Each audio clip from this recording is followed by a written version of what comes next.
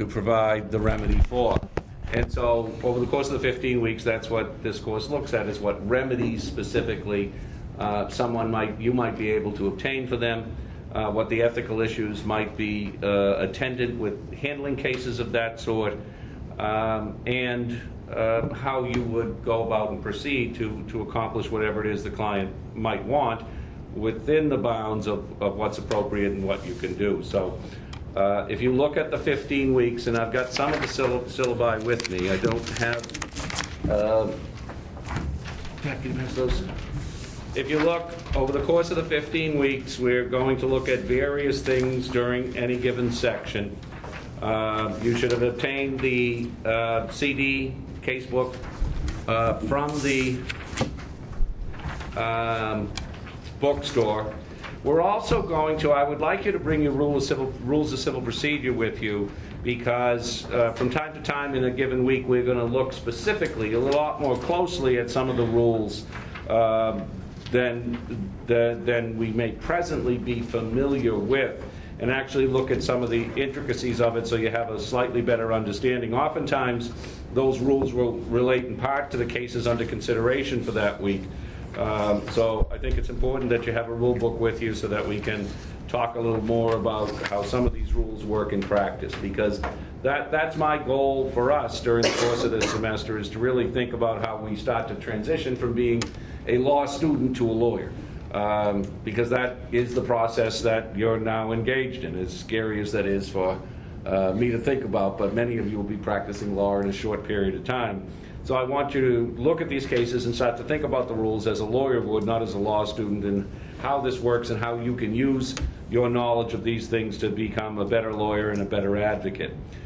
So if you look at the course of the 15 weeks, each week really is devoted to, or each section I should say, is devoted to specific topics that we're going to look at fairly carefully. The cases that you've got, when I redesigned this course a few years ago, the idea was not to overload you with cases, and upon cases that you would likely never read, but to select a relatively small group of cases, give you the cases in their entirety, because in the real world, that when we're looking for material, we don't have these edited versions that you find in the casebook. So you're going to sort through and figure out what's important and what's not.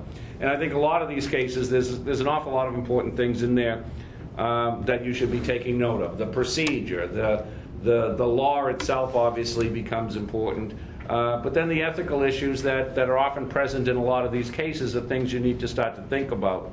I think it's fundamentally important for you as the lawyer relatively soon to try and figure out where those ethical boundaries are, where your ethical and moral boundaries may be, because when we start to practice law, if you don't have a pretty firm grounding in that area, that you can be asked to do things that in the rush of things may seem, well, certainly they're objectionable, but maybe not as bad as they could be, but they are. And so I think it's important to start to figure out where those lines are here and recognize that you've worked awful hard in law school and you don't want to lose your license more quickly than certainly it took you to obtain it. And so I want you to start to think about that. For the online people, they will read their materials just like you. They will listen to the class's discussion, which generally are loaded within 24 hours of each class, and they will answer the questions that are posted each week. And the questions will be very similar to what we've discussed in class as well. And then they will email me their answers to those questions timely. The fact is that as we go along, we'll have a lot of different questions that we'll be dealing with, and I think what we'll do is be able to hopefully start to put your torts together, your contracts together, your property, your civil procedure, and start to recognize that we use all of these things when we practice law. So I think it's important, and I will ask you from time to time, some of our cases are a nuisance. I hope you can still define nuisance even though you had that course either, a year ago or even more longer than that, I guess, at this point. But recognize that since you're all taking the bar exam shortly, it's not we take the course and we can put all this stuff away. We need to constantly be using those concepts and relate them to one another, so that when we start to think about both the bar exam and the practice of law, that these concepts are not foreign to us and we understand how they relate to one another. For the people online, there is no midterm exam. They will be submitting those questions each week. They'll all have to be submitted by the questions up until the date of the semester break, all have to be submitted before the semester break ends. You will have the option, as I told you, of taking either the midterm exam in class or answer the questions online. Everyone at the end of the semester takes the in-person exam, and it's the same exam for both the people online as well as the people in class. I don't have any other questions. Do you people have questions for me? Go again. Yeah, so it says spring break here, and the syllabus is that when the midterm is due, or? I think yours will be, if you're going to answer the questions that are posted for the online people, that is by the return of spring break. We usually pick a time, so it'll be March 17th, be March 18th by 4:30 generally before our next class starts is where that would be. And I think the exam would be the week preceding that. Yeah, I couldn't see. I think it, doesn't it say it? Probably in your summer, so I couldn't find it. March 18th, oh, yeah, it would be, actually, it's likely to be March 7th where it says draft complaint for injunctive relief. I didn't put the exam on there. I thought we'd talk about it, but that's usually where it would be. It's the Thursday before we break for break is where the exam would be. So we can decide, you can decide, you need to think a little bit about it. Makes no difference to me either way, but one way or the other we can work around it. But that is likely. It's either the 7th, because then the 14th you're off, and it would have to then go all the way to the 21st. And I don't think that makes sense, because then that's a little late. So we can talk about it as we get closer to it, but I think it's likely to be the same day you're going to be working on the complaint, or the week period where you work on it, the March 4th and 7th. That would be the week where we'll be looking at the exam that Thursday. So we don't all have to decide as a group, individually. Correct. Decide. Yeah, right. You don't have to all agree. It's a matter of choice. I've had people. We don't have to decide tonight either. But I've had people say, "Okay, I'll take it." Then at the last, then 2 days before, they said, "You know what? No one else is taking it. I don't want to take it either." Or, "I'm going to take it." So I don't care what your choice is. We'll talk about it a little closer as we get closer to it. But the date is likely to be the 7th. Okay, because that's that's just before the break, so it's a clean place to have it as well. Okay, but the final exam is an in-class exam. Look at my old exams. A lot of what I see remedies really is an extension of CivPro, Advanced CivPro, where we now start to worry in much greater detail of not just about procedure.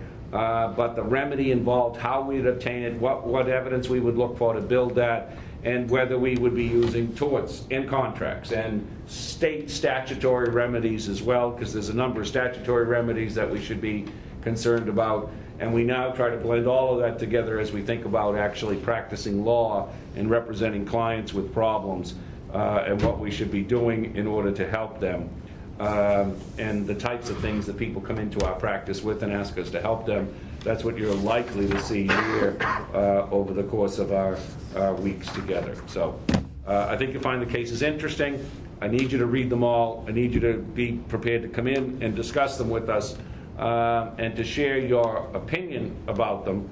But recognize that you're going to support them legally with the cases that you've read. And I don't think you'll find the cases a chore, because most of them have an awful lot of interesting points that you will, some of you will be in agreement with, and some of you will likely disagree vehemently. And I think that's a healthy law school classroom discussion is likely we're going to be able to have on many of these issues. Any other questions on this? Professor Flynn? Yep. We're required to email you 3 fundamental things about the area of law. Yep. When do you want that? I'd like that. I'd like that, as I would like most things, that if I don't put a more finite date on it, I want them within 2 weeks of the class. And that's the same thing for the questions that are posted for the online people. That should be done within 2 weeks of class. And I think this is, now that you can think a little bit about it,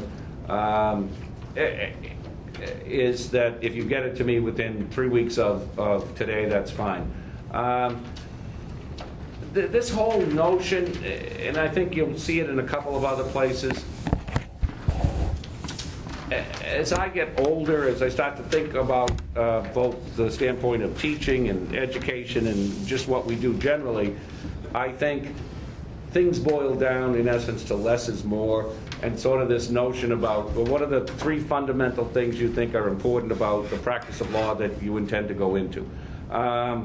You know, to really start to focus on, well, what is it that I'm going to try and stress in my practice of law, or the area I intend to go into? What should I be focusing on? And, you know, we could make a list of 100 things, but I think oftentimes if we establish a set of priorities and decide, well, these are the 3 things day in and day out that I'm going to try and push, or I know I better do better at, and these are the things I know, I think that becomes helpful to make sure you continue to maintain focus. And I think also it's important, and this is where I'm going to ask you questions about this as we go. You know, at this point, we should be starting to at least conceptually transition from law student to lawyer, right? I mean, you must have started to think about, well, what is it I want to do? What is the area that I think I'm more likely interested in and have some skill at? And if that's the case, and first of all, that should be the case, because we're all past our first year at this point. That means we are likely to survive this grueling challenge. Well, what do I intend to do with the rest of my life? What is the area that I want to work in, and what do I think are the skills that I bring to the table that are valuable in that regard, and what are the skills that I'm going to need every day? What are the fundamental things that I should be working on if I'm in that area? And I think this is important for you to start to think about that transition. I think the other part of it, and you'll see it in a lot of the cases, and I'll ask you questions about it, well, what do you think the practical pitfalls are? What do you think for the practical pitfalls? I mean, and I mean in my focus oftentimes is dealing with clients in that regard. You know, I mean, what do you expect those problems to be? What do you expect the ethical dilemmas will be that you'll have to face, and what is your likely response? I think it's really important as we start to think about representing clients, and that's what you need to do at this point. That's what you're going to be doing shortly, is, well, you know, obviously you need to bring a fair amount of legal talent to the table, right? That's a given. I think there's a number of personal factors that you bring to the table that are important as well. That's when we practice law, it matters who we are and how we conduct ourselves, and that matters both to how we represent clients, as well as how we can go to sleep at night and not feel like we've contributed to the improvement of society, not contributed to the coarsening or the lessening of society. And then the last thing I hope you start to think about is, well, how can you make a difference, right? I mean, to those who much has been given, much is expected. You're going to be a lawyer. You're going to have enormous power, even if it's just a simple enormous power to fix some poor schmo's problem so that they don't have to carry that burden anymore. But that's the least of it, if you think of how broad your powers are to help people on a big picture basis.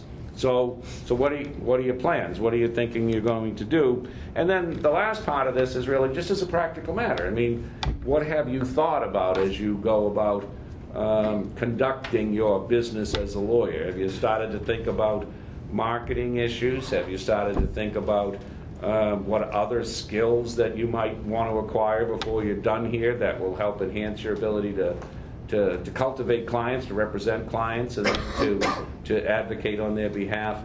What I want to focus on is that the law is obviously vitally important, and it's a big part of it, but how we go about getting there as well is important. And I think it's important for you to not just learn the law, but start to think about, okay, so if I really had this case, what would I do with it, and where would I go with it, and what do I think I could get for our clients. And I think that's what we try to focus on is we're not first-year law students anymore. We're really much closer to the end than the beginning. And so let's try and look at these cases as practicing lawyers would, because a lot of these cases are the types of things that people come in with. And I remember early on, you scratch your head and say, geez, what the heck can I do? Well, you've got to figure out now, because they want an answer sooner rather than later, and they want relief sooner rather than later. And I mean, it's a little off topic. Have you given any thought to what the area you intend to practice in? What's your likely caseload? Now, how many of these things do you think you have at one time? And I'm not going to answer that today, but partly we can't. But that makes a difference, right? I mean, what is it you want to do? What do you expect your caseload to be? We have a lot of friends that they want to work in the DA's office, right? It's a great job. Fun, exciting. What do you think that caseload is? How much time do you have for this preparation that I'm sure you're all going to tell me is important to being a good lawyer and doing a good job, right? Preparation, preparation, preparation. I will tell you that. That's what makes a better lawyer. But the reality of it is, especially for some DAs, is I give you the file at 5 and 9, and you're trying that sometime later on. So you ought to think about some of those types of pressures and what's with it, and how you're going to be able to balance all this through. And some of it we just need to figure out a little more law, and so we're going to work on that as well. You all have that little chart that is just sort of a flow chart of how a case proceeds.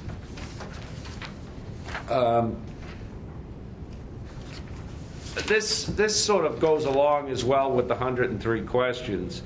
But I think it's important conceptually to understand here that when clients come in, whether you're going to be using tort law or contract law or property law or constitutional law, whatever it is, and we're going to acquire all of that information. You're going to be terrific at research, because the problem isn't going to come from any of those old blue first-year books that you've got.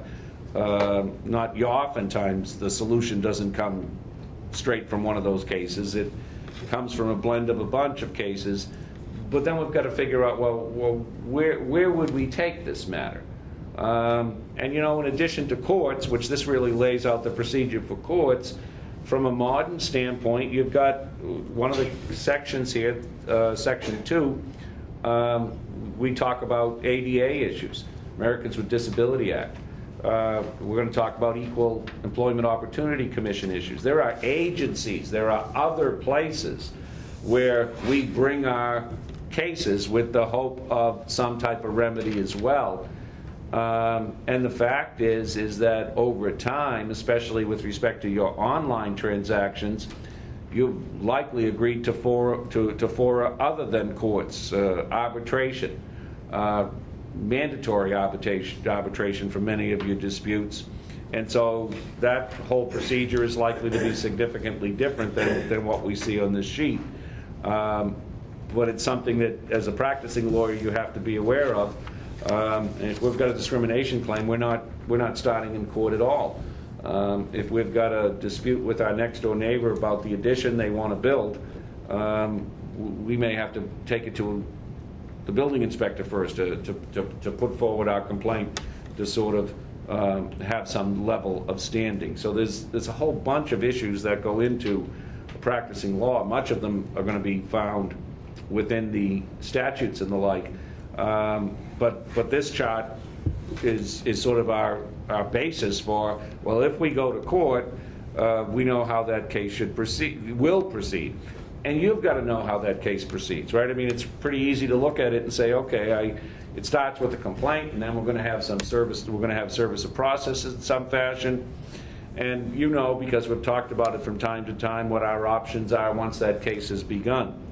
But I think it's important that you really start to think about it in a lot greater detail. It's one thing to understand, to be able to write this down on a first-year exam, but if we're doing civil litigation, and that's what remedies really is for the most part, civil litigation, then we're focusing a lot on discovery.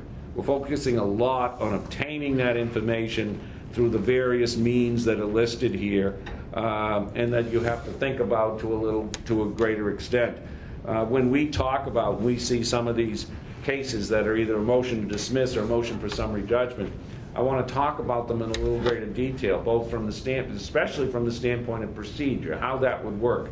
You are practicing law in Massachusetts. How does that actually function with respect to putting forward a motion for summary judgment, and what's the procedure involved? How do we gather all the information that was obtained in discovery here and be able to put it forward to the court so that the court will recognize that there are material facts in dispute that rise to a triable level? We're going to talk about sanctions under Rule 37. You've mentioned that before with respect to the failure to cooperate in discovery and how the court can enforce its orders. But as a practical matter, obviously that becomes fundamentally important, that if we're not getting cooperation through discovery, that we have the ability and understand how to use Rule 37 to obtain that information. And then lastly, as we get to the end of the case, the trial of the case, to understand a little better how those rules relate to one another with respect to our request for jury instructions, or what a jury interrogatory special verdict actually looks like, and how this may help structure a favorable result for our client. And so as we think about remedies, it's important to be able to pull all the stuff you've learned from torts and contracts and property, and really start to think about how those concepts, we're going to use those concepts to be able to obtain the remedy, the relief that the client is seeking. And so we're going to need to know procedure a lot better, but you're also going to need to think about a little more of the details of some of your the areas of the law that you know, and hopefully we'll be able to talk about at some length, but also to tie them to some of the modern statutory issues that we're going to see. For instance, a 93A action with a breach of contract. There are some state statutory remedies that oftentimes we use in tandem with common law claims that you've studied. And also to look at the procedure as we go through the course of the semester much more intricately. It's not enough that I need you to know what the 5-part test for injunctive relief is. I want to talk about it in some length, that you understand how that process plays out as a lawyer, because likely if you're doing civil litigation, sooner rather than later, some client is going to need some form of injunctive relief, and you're going to be the one that has to go get it. And how we make that presentation, the information we gather to be able to put that forward to the court, all becomes important, so that by the time we actually do get our opportunity to be heard by the court, that not only do your papers look right, but they have the information there that the court will be able to review and find that your advocacy is of sufficient quality that they will be able to grant you what you want. As we go through the course of the semester, we're going to be looking at all those things. And so I hope as you read these cases, you pay particular attention to how the case began, who began it and why, obviously. You know, one of my favorite questions about Civ Pro generally is who sued who first and why, right? How does the case begin and why did it begin? But then I need you to look at it relatively carefully to try and figure out, well, what are we here for? What is the issue? What are the issues that the court thought were important? And not only what is the law, but how do we get to the result that we've gotten to? I think you'll find the cases are a lot of fun. I hope you do. And I think you'll find that the information that we talk about is going to be worthwhile as you start your transition from law student to lawyer, because that's where we're at this point, right? Sooner rather than later. So do you have questions for me you want to answer? Want me to answer? You have any questions on what the substance or the practices we'll be doing? It's pretty straightforward. The cases are all listed for each section. And I think it's wise, either as a refresher or for something new, to do the 103 questions sooner rather than later, because that'll probably bring you back to where the jumping off point is. I know some people take this course immediately after Civ Pro, but I know some are taking it in their very last semester. So it's equally suitable for both groups, but I think it's important to either refresh or make sure we're all on that same page so that we understand what federal jurisdiction is, what the rules entail, and how we can move from state court to federal court and the like, because that's what a lot of these cases are doing. Is they're going to be, we're going to examine with these cases the procedure that you learned, but we're also going to examine the law that you hopefully learned in torts and contracts and property, and probably a little bit of con law, but not that much, because we'll all go to sleep. Patrick? The cases, they're in the packet, or are we going to go find them? Cases are all in the packet. Cases are all in the CD. The CD, if you got them in the bookstore, has both the an audio disc that'll play, a PowerPoint disc with the audio, as well as the cases are within, I think the one with the PowerPoint, the cases are there as well. Okay? So they're all, the package is all there. Occasionally there's an article that we've got a Westlaw reference instead of having the case. So there might be, before we're done, 4 or 5 cases that you'll go out of the CD for, but almost everything is there. Anything else, Gary? Yeah, I tried to warn you. Lots of questions here. Still a little confused on the 3 fundamentals. Is that, I listened to what you said, is that also somewhere in here? Nope. So you, like, for example, you said the 3 fundamentals. I'm looking at what I'm potentially going to practice in the future. What I wrote down is, the requirements for the profession, for my competence, what I can offer the profession, society, my clients, what areas I'm going to practice in, and the requirements for being successful in that area. What you see as the requirements are. Okay. Yeah, that's... Let's run down. For some of these questions, it's not my answer that's important, it's yours. Right? The idea isn't for me to say, Gary, you got those all right. The idea is for you to sit down and think about, well, geez, I could be practicing law in a year if I intend to do domestic relations, we'll say. I'm going to do family law and domestic relations. Beyond patience, which I'll give you that one, what do I think the fundamental things that someone should possess in that area or should know? And that's, I'm just saying, I'm saying patience because I didn't always have it dealing with those cases. But I had more of it than I may presently have, frankly. But that's all I'm asking. It's not what I think the answer is, it's what you guys think the answer is. It's for you guys to think, geez, I've been so, listen, let's be honest, right? I've been so damn worried about getting through law school and passing the courses, because every semester I had a course that I was always worried about. I've never thought yet, or maybe I haven't thought as much yet, seriously thought. I don't mean just say, oh, wouldn't it be nice to be a lawyer? I mean, okay, now I am going to be a lawyer. What should I have in order? What should I maybe work on a little harder?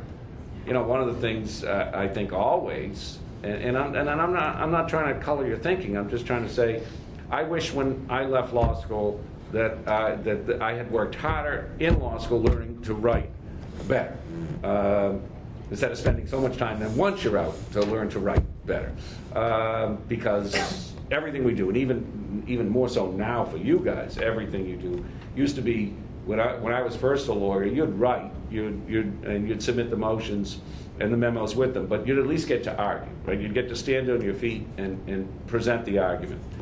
A lot of times now, most of your motions, or even your dispositive motions, you may not get to argue at all. It's all going to be on writing and the procedure in which then the court gets the package. And if they choose, in many cases, to decide it without actually hearing from you orally, that's likely the way that all goes down. So I think it's even more important to, A, make sure you follow the procedure properly, because otherwise you can box yourself right out there, but also to make sure that you are understood as well as you possibly can in writing, because it's even more important than when I graduated law school. But but these answers aren't what I think you should do or are important. It's what, okay, if I really am getting to the end of the line, and let's say we are, right? We're going to make it, right here, Sandy? Right. So what's the transition, right? Because now it's not just worried about, well, getting through the semester. It's worried about, okay, now I'm entering the profession. What do I want to do? So you had other questions. No, I mean, just the baby question, how long do you want it?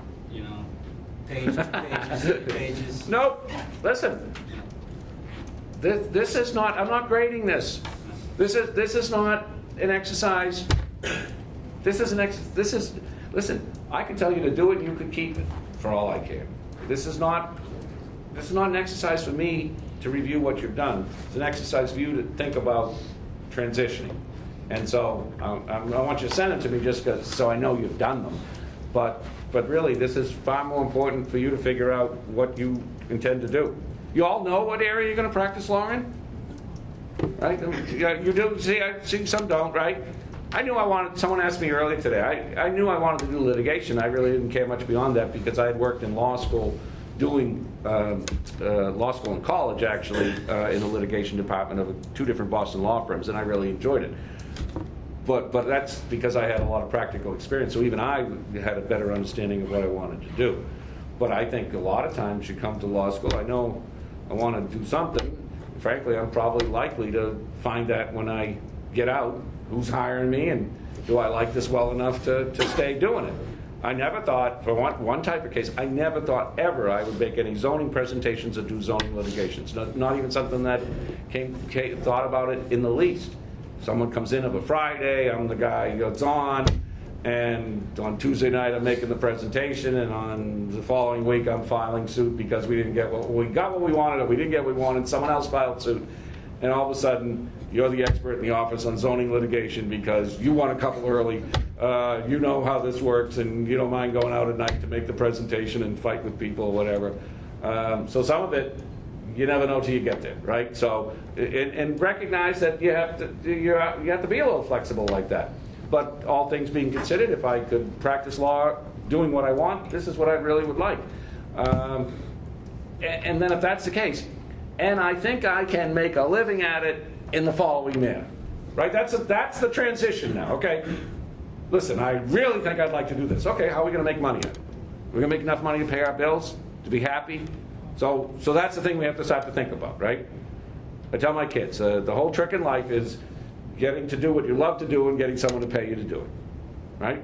Because then it's not work anymore. So that's what we got to figure out now. How do we get to do what we love to do and get someone to pay us to do it? Pay us enough that we'll be happy on that end as well. And that's what you need to start to think about professionally. And that's what some of the things I'm going to ask you about as we go through it. Not to give you all of the gravy now, because I've got so much wisdom to impart. But one of the lessons, and it's early on, have you guys even, I mean, do you have a professional sounding email address at this point? Right? Because I get responses, and that's okay, but Italian769@AOL.com, isn't going to do it anymore, right? Big buck, whatever you got. It might be time to start to think about a professional sounding email. Attorney Tiller sounds a lot better than whatever it is you're probably going to send me, right? And that's all just start to think about, especially even for resumes and the like, right? And so that's the thing to start to think about is the professional image. And I think in the same vein, and we'll talk about it when we get there, the likelihood is, if for real short money, you can get a website with your own name. Now, unless your name is Michael Coyne, because even I was too late to get that, because there's a lot of us. But that's the point, to start to think about, okay, well, what? How often do you spend $20 on nothing? $20 will get your website name for 2 years. So what do you want it to be? Go to GoDaddy.com or Google cheap domains, then you'll get something that'll cost you relatively pennies for a year or two. What do you want it to be? What's your image? Where are you going to practice in? So you need to start. You need to start to think about the next phase of your professional career. Patrick, you had a different question. Yeah, I was just going to ask you if you find that as people graduate, that's kind of how they fall into their careers. They get a job because that's what they need. Yep. And they figure they'll find their way, and then Happens a lot of times. And, you know, I think, frankly, for your generation, you know, I've had, this sounds, well, that may not sound bad. I've had 3 jobs, really, virtually my entire life. I worked for my first law firm for 9, second one for 7. I've been here now for 25 years. But you guys, if you don't like something, after a year or 2, you bounce. You know, my kids, I see the same thing. You know, I want to do this, but I'm not crazy about it. And so that's one way to go. But I think oftentimes the choices you have to start to think about is, okay, well, I think I like these people. You know, by the way, when I say that, I had agreed to take one job, and I had such terrible feelings overnight, and the whole thing just felt bad. I said no. I called him the next day. I said, yeah, you know, I can't do this. I'm not leaving Boston. I changed my mind. It was somewhere up here. I said, I'm not going to do it. And he said, you said you would. I said, yeah, I said I would, but I will come, and I will regret it for the rest of my life, and I'll be a terrible employee, and I wouldn't stay, because I knew the more I thought about it, it had just been a mistake. So that's the thing hopefully you get to avoid, because you want to think about it in advance. But if it's doesn't work, then you get out. But if you like the people you're working with and you think you like the work, then you see if it fits and works for you. And the fact is, if it does, and you can advance and you can do what you want, great. And if not, then you've tried it and realize it was a mistake. But most people, I think they start to figure out what they may like in law school. You know what, that litigation, and listen, I love litigation, but I probably loved it forever. I like the advocacy part of it. I like the competition part of it. I like the money part of it. Civil litigation pays, there's no doubt about that. I like how civil litigation is often different. You know, I mean, I've had to sort of become an expert in a bunch of different areas as the cases come in, because you never know what the subject matter is. Whether, you know, it's a wetlands case you try one time, or then it becomes a discrimination case, and you've got to do all sorts of issues with respect to not just the law, but then damages, and then psychiatric information that you need to acquire and be able to examine experts on. I mean, it changes. So while there's a core that's the same, there's always different pieces that are ever changing that make it interesting. But at first, did I think that's where I'd end up? No. But over time, you know, I'll do whatever it is. I've tried criminal cases, I've tried zoning cases, I've tried civil cases. Really now, over the course of the last, say, 15 years, you just narrow. This is what I do, and have a reasonable amount of success at it, so I can be selective about what I do. And that's the way a lot of people do. You come out, you might try your hand at 10 different things. I did domestic work, and as from litigation, it was interesting. Okay, on a personal standpoint, at some point, not to minimize other people's problems, but it seems to me that instead of paying someone ridiculous amounts of money on an hourly basis to fight about who's picking who up at the soccer practice, that it would make far more sense to try and work things out from a standpoint of, okay, we're never going to be together again, but let's not give lawyers $50,000 to $100,000 and then for the rest of our lives have that over us. But it is an incredibly lucrative area for lawyers to practice in, because people still need lawyers for their custody and their real estate disputes and their personal property disputes. But I just don't have the patience at the end of the day to get a call at 3:30 and say, you won't believe what he did now, because I really feel like saying, and I don't effing care.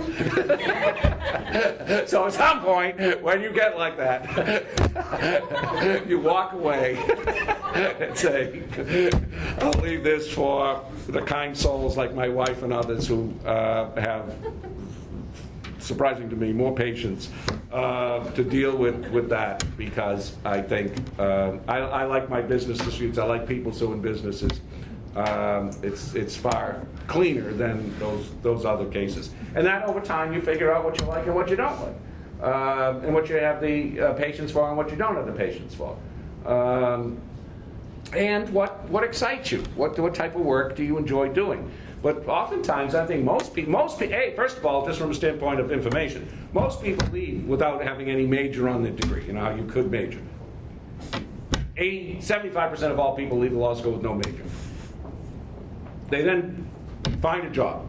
Hopefully it's a job that they like, at least in part. And then within that firm, part of it is, what's the demand there?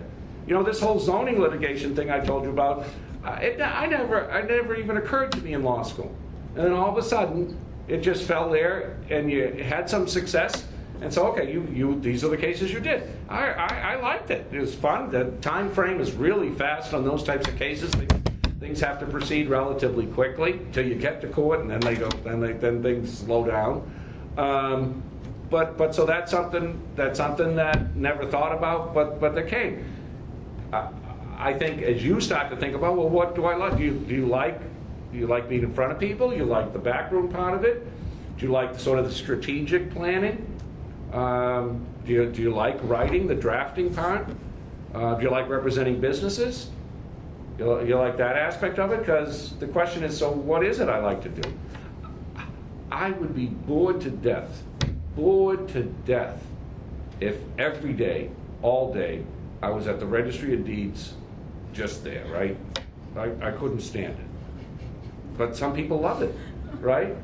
Some people love it. So that's the question of what you like to do. And also the question of whether that's going to sufficiently compensate you that you are comfortable with it, right? We work hard. We want to make sure we make money at it. So it's time for you to start figuring out how all those pieces fit. And so I think Pat's right. It's a question of who wants to hire me and what do they do there? And if they want to hire me and pay me good bank, maybe I'll love it more. Maybe a little more money, I'll love it even more, right? I mean, and if I don't like it, then I'll figure out something else to do. But I think you don't necessarily know till you start, but I think you have some idea what you might like to do. And that's the thing to start to think about and investigate more, because Cindy, you said you knew what you were going to do. What do you think you're going to do? Special ed law. Special ed law. Yes. She's going to be fighting with cities and towns constantly because they don't want to pay for it. Fighting with schools, yeah. Right? Yep. How do they get paid?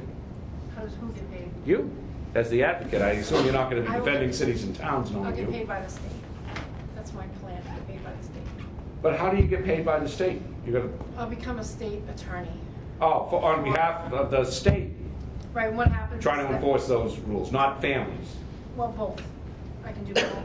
If you represent the families, can they seek their fees if they Through the state, yes. through the state? Oh, that's how it works? Yes. Okay, that's what I was wondering, because that's the question is, okay, this is what I want to do. How do I be able to Because make as a this private work? attorney, you'd make nothing. I would think very little, right? Because the families don't have really the resources. On some of these cases, the schools are really fighting because they don't want to pay $60,000 a year for the services that might be needed. And then, right, unless you sue, you can't get the fees, right? So it's incumbent upon the families to pick up the hourly rates, Correct. which still may be better than having to pick up the auxiliary services they may have to pay for. But it's obviously there's a complicated analysis there as to figure out, do I even have the $2,500 to give you to go fight with the schools? And how do I make that all pay? Because it's an area like Metro civil litigation, they know if they wait you out, you're probably going to accept whatever offer we make at some point because it's too expensive to fight. But that's all of that is something you want to think about. And whatever the area is, how do I make this work? And that's what we're going to talk about. And you're going to think about it a little more. And that's all you have to say. I want to know you've started to think about the next phase of your professional career. Questions? So we're good till next Tuesday when we meet again, and we will tell the online people that they should expect this audio. Well, if you're hearing this audio, you already know it's up. And if not, it should generally be up within 24 hours of our class meetings. Thanks, everyone. Yeah.